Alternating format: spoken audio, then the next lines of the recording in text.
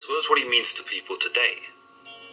He is considered to be the biblical God's finest champion, a being so powerful that he is able to banish Lucifer from heaven by himself, without direct intervention from God. His name, which means he who is as God, is usually considered to be an angel of protection, and perhaps the most powerful of all of God's angels. It goes without saying that as the most powerful, Michael is the leader within the realm of angels, and serves as a warrior to defeat the forces of evil in all of their forms. But did you know that Archangel Michael is only mentioned a total of 6 times in the Bible? He is mentioned 3 times in the Old Testament, in the book of Daniel, where he is merely mentioned by another unknown entity, and later on again in the New Testament, in his battle with Lucifer and the other fallen angels. He is also seen in the Epistle of Jude, in a debate with Satan, and is again alluded to in the first epistle of the Thessalonians, though he is not explicitly named in this instance. In all of these accounts, though, the scripture supporting Archangel Michael is loose at best, and as I mentioned earlier, perhaps this is where the fascination with angels stems from, in that the Bible does not tell us much about this bold and brilliant persona. Archangel Michael's first mention comes out of the Old Testament in the book of Daniel, and it is virtually just that, a mention. Daniel, something of a prophet for God, prays to his Lord in hopes that he will bring some stability to the turmoil in Israel, and hopes to confess all of the sins of his people. During this prayer, a being makes himself known, and is described in Daniel 10:5-6 as a man dressed in linen, with a belt of fine gold from Upas around his waist. His body was like topaz, his face like lightning, his eyes like flaming torches, his arms and legs like the gleam of burnished bronze, and his voice like the sound of a multitude. While this man is never explicitly identified, it is understood that this being is not mortal, and that he is of a supernatural composition. His presence in Daniel 10:10-20 sees this entity explain to Daniel what will happen to his people, and what lies in Israel's fate in the times coming. What's most interesting about these passages is that the entity, powerful as he appears to be, claims that he has been resisted by the Prince of Persia, and that this has delayed him in reaching Daniel. In Daniel 10:13, he states that the Prince of the Persian kingdom resisted me for 21 days. Then Michael, one of the chief princes, came to help me. While the nature of Michael's help is not detailed beyond this, we can gather that the entity in question is reinforced by Michael, and thus on the side of God. The fact that Michael came to help this entity shows us perhaps the basis of which his reputation as a protector stems from. Michael's involvement at all also serves to show Daniel that the entity which has approached him is on God's side, for Michael works only with God's divine intentions in mind. Some have speculated that this entity is actually Archangel Gabriel, another of the suspected archangels in religious scripture, most notably Judaism. But many dispute this idea, as this figure is never addressed as Gabriel in this chapter.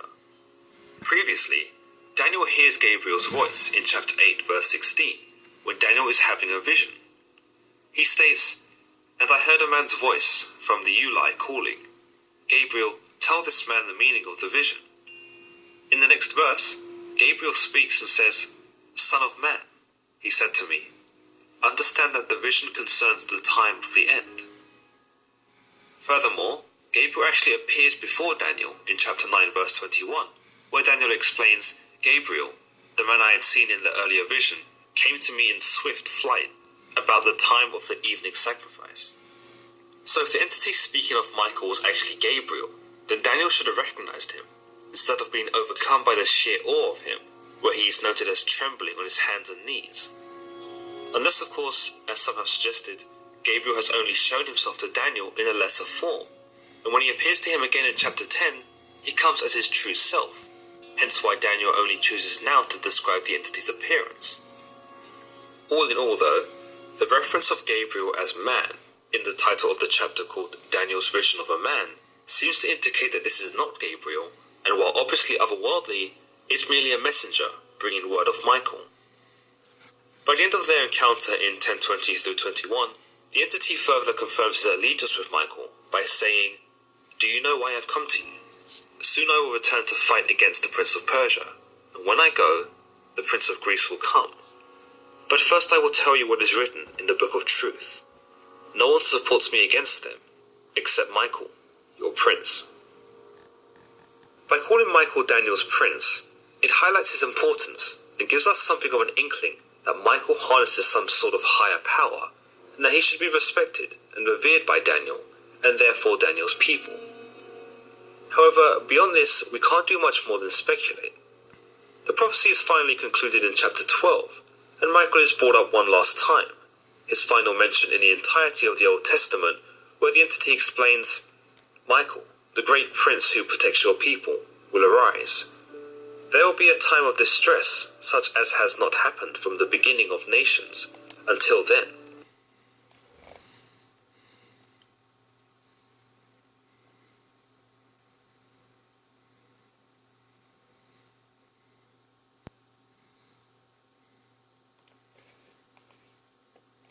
He resides in his... I will go before you and make the rough places smooth. I have also called to Cyrus, his anointed, whom I have taken by the right hand to subdue nations before him. I will go before you and make the rough places smooth. I have also called you by your name. I have given you a title of honor, though you have not known me. This phrase, anointed one, is extremely important. It means Messiah and is typically connected to kings. When Isaiah calls Cyrus the Messiah, there's no ritual behind it. A flask of oil wasn't poured over his head, but it's a metaphorical use, meaning that this is a person whom God is going to use for a special purpose in his plan. This is the only time in the scriptures where a non-Israelite is called the Messiah of God, the anointed of God. In Isaiah, Cyrus is called the Messiah, but also the shepherd. Now, shepherd is actually a very frequently used image throughout the ancient Near East to lead the peoples of the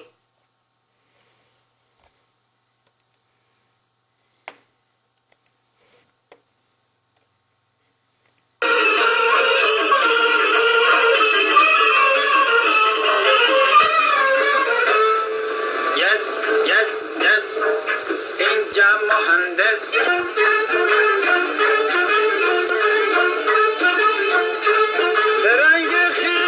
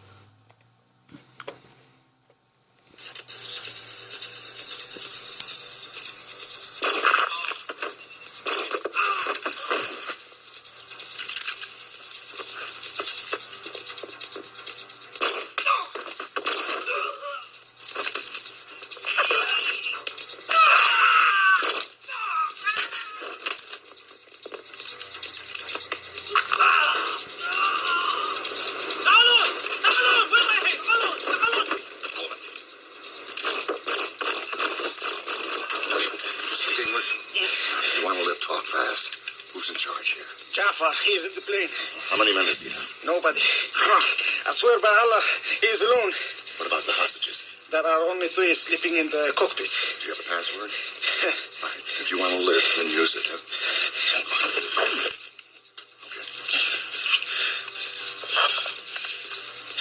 Ja'far bin Khalil, تعال من الجبل. Maybe he's asleep. جعفر بن خليل تعال من الجبل. تعال وين؟ شوفي.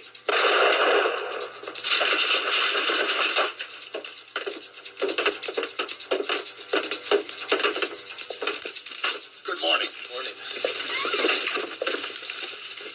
Good morning, gentlemen. Colonel Alexander, Delta Force. It's about time. You got enough fuel? For what? To fly to Israel. You bet. You need anything else to get this thing off the ground? Yeah, a clear